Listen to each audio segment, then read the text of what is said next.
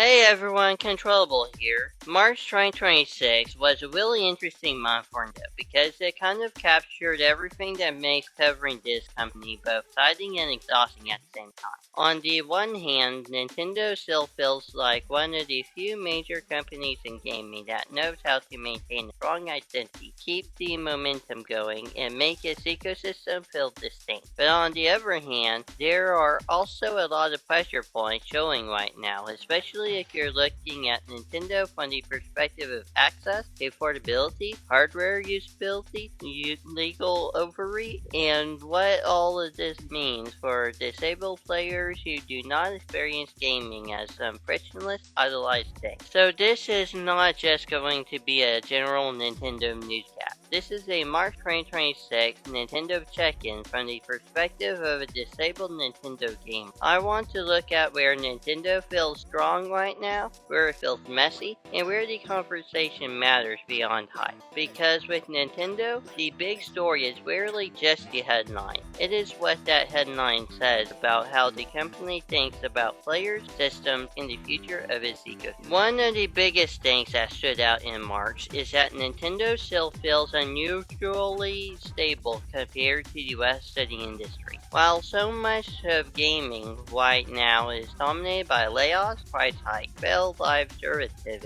and companies trying to chase every trend at once, Nintendo still looks like a company that mostly believes in doing Nintendo things. That does not mean everything Nintendo does is automatically good, but it does mean there is a certain consistency to the way they move. They are still anchored by a recognizable first-party identity, family-friendly system design, and software that is usually built around the readability of concepts. Even when I disagree with specific decisions, I can still usually tell what Nintendo is trying to be. And honestly, in 2026, that alone is becoming rare. From a disabled player's perspective, that matters more than people sometimes realize. Consistency matters, predictability matters. A platform with a clear identity is often easier to navigate than one that constantly tries to reinvent itself around trends, subscriptions, or short-term monetary credits. Stability does not automatically equal accessibility, but instability often creates its own accessibility problems very quickly.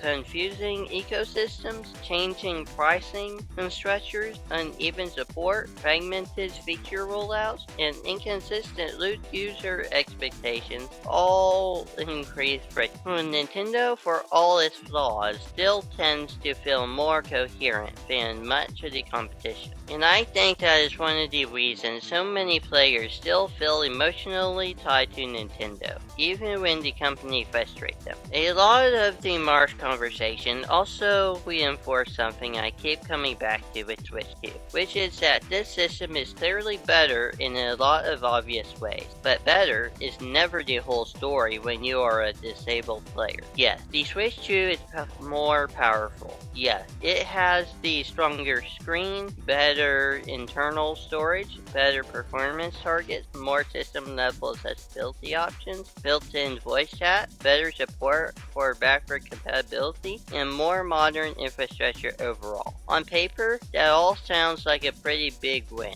And to be fair, some of that absolutely is a win. The expanded accessibility menu matters. The ability to adjust system tech, use zoom options, invert or alter color presentation, and access speech-related features is meaningful. That is real progress. Nintendo has historically not felt particularly aggressive in this area at the system level, so seeing more of those options normalized is good. But the flip side is that accessibility is never just a checklist of features. It is also about how the hardware feels and will. It is about battery life. It is about weight. It is about screen clarity over long sessions. It is about whether performance is stable enough to reduce visual discomfort. It is about whether a player can actually fully trust the handheld mode of a game to feel readable and responsive. This is where some of the marked reporting gets more complicated. For example, some of the discussion around newer Switch 2 releases and ports really reinforces a point I've made before. Wall power alone does not create accessibility. A stronger system can still deliver unstable experiences if the developer do not optimize well. A more powerful handheld can still become tiring if performance is erratic, text clarity varies, motion blur is poorly handled, or frame pacing creates discomfort. There was even discussion around games like South of Midnight on Switch 2 that, frankly, sounds like a cautionary reminder that handheld performance quality still matters enormously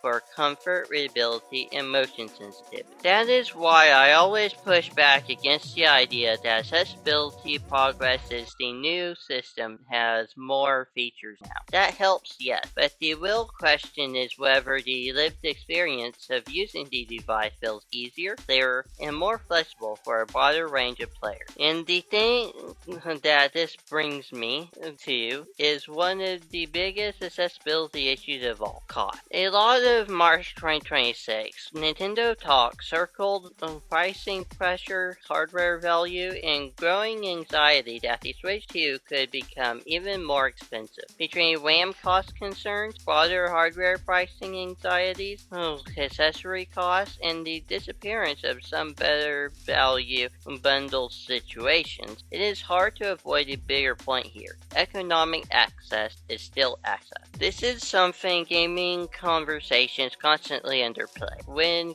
hardware, accessories, and games get more expensive and optional upgrades start becoming expected, that does not just affect abstract market behavior. It affects who gets to participate comfortably. It affects who can keep up with the platform without stress. It affects who can afford secondary controllers, better cases, screen protection, storage expansion, or the more expensive versions of games that actually run the way they want. For disabled players, this can hit even harder, because gaming access is often already layered with additional needs. Someone may need a second controller option. Maybe they need extra charging support. Maybe they need a more stable dock setup. Maybe they rely on digital purchasing patterns, ergonomic workarounds, or specific accessories to make long sessions manageable. So when Nintendo pricing rises, or even when the threat of rising prices dominates the conversation, that is not just an industry trend story. That is a player access story. And I think Nintendo needs to be careful here, because one of Nintendo's historical strengths is that it often feels like the more approachable, more welcoming platform. The higher the barrier gets, the more the identity starts to strain.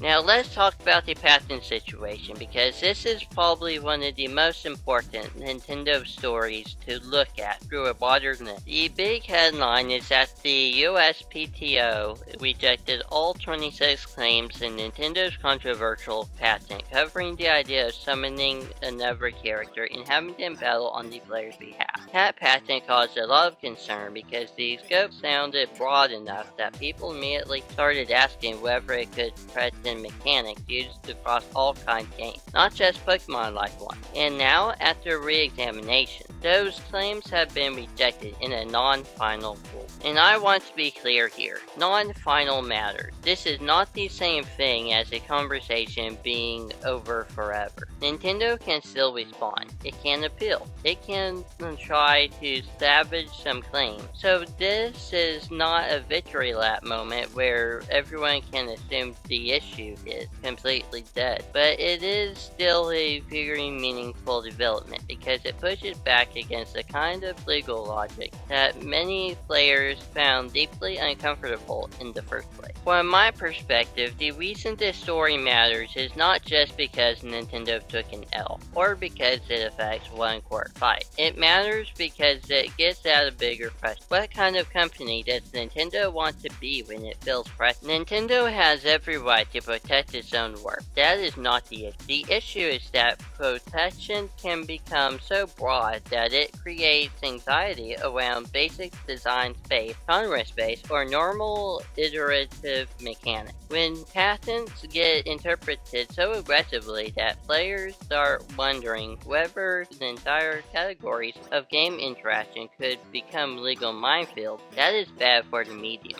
And from an accessibility and design standpoint, broad mechanical ownership is especially worrying because games improve through iteration. Features spread, ideas get refined, genres learn from each other. Good design comes from systems becoming more legible, more flexible, and more broadly adapted and adopted over time. Suppose companies try to lock down every overly broad gameplay concept, which does not just hurt competitors, it can shrink the design vocabulary of games generally. So yes, this is a Nintendo legal story, but it is also a story about whether gaming remains an ecosystem where ideas can evolve in ways that ultimately benefit players. At the same time, March was not just about legal or pricing tension. It also showed how well Nintendo keeps multiple layers of momentum alive at once. There is software momentum, there is movie momentum, there is brand momentum. There is the sense that even when Nintendo is not telling you everything, it usually has enough moving pieces in motion that people feel like the ecosystem is alive. That matters because one of the Nintendo's biggest strengths has always been its ability to make its world feel culturally relevant beyond just wall release schedule. There is also some character, game, accessory, event, or weird side project keeping the platform present in people's minds. That ecosystem level visibility is part of what makes Nintendo so resilient. But I also think March raised a really important question. What kind of momentum is actually meaningful for players, especially disabled players? Because visibility is not the same thing as comfort. Brand energy is not the same thing as accessibility. A packed content calendar is not the same thing as trust in the day-to-day experience of using the hardware.